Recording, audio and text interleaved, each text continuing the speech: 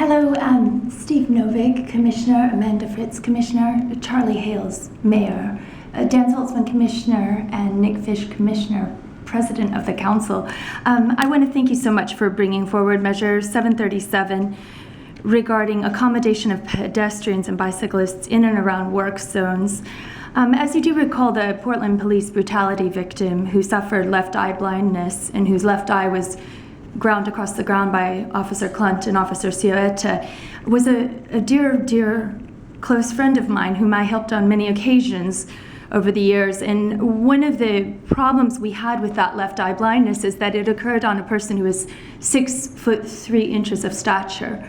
And that tree overhang can often be an issue, as well as awnings, which might jut down and protrude into the seeing eye, which the seeing eye was nearly lost in the police brutality, as you do recall, when it was nearly gouged into the chair, which this unfortunate traumatic brain injury victim who had been suffered but was rescued by the good work of the Coast Guard was very grateful to find out about the Americans with Disabilities Act, and I'm very thrilled that we're working on international disabilities acts and hope that we can continue to be a model internationally.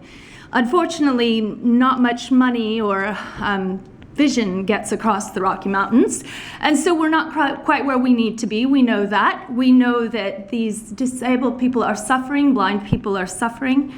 We know that people in wheelchairs are suffering, indeed sometimes even getting hit. And so with that in mind, I request that you take this Portland Bureau of Transportation to adopt administrative rules for the safe accommodation of pedestrians and bicyclists in and around work zones very seriously, because this is truly a matter of life and death.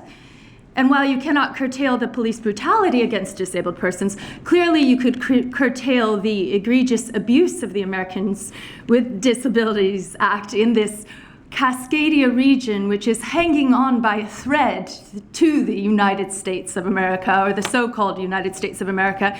And whether your political opinion is for secession or for union, I do request that you put the greater interest of those disabled persons at heart and know how tremendously brave they are every time they walk out of the house, so confident to go about their business and have an enjoyable time, possibly even at your council, possibly at a library, doing something that they love, and celebrate all the resources, such as Independent Living Resources, an excellent nonprofit who did indeed assist my friend with issues surrounding brain injury and visual impairment. And thank you very much. It's lovely to see you all again. Mary Ang, that is.